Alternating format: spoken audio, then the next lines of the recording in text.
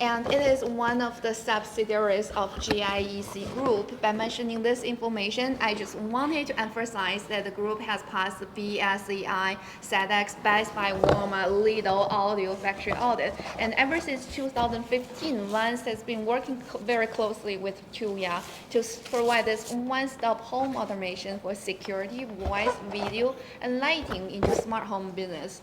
Well, that's the biggest reason why we are demonstrating their product first. So, Frank, I heard Venz products are very compatible with Tuya security SaaS system. So, are there any main feature that you want to introduce? Yeah, I'd like to mention three features here. First is video monitoring and pushing with image and video verification.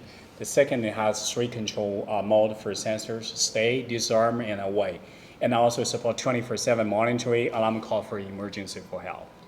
Well, for sure. So before I see this product, I was thinking this is just a gateway, but I didn't expect this to be this big. So the next gateway we're going to be looking at will be much smaller. And I also heard from the manufacturer, other than the things that Frank mentioned before, this product highly focused on engineering side, mostly at product managing customer side. So especially the insurance component, if you are listening to our webinar right now, you can definitely apply for this third products in line.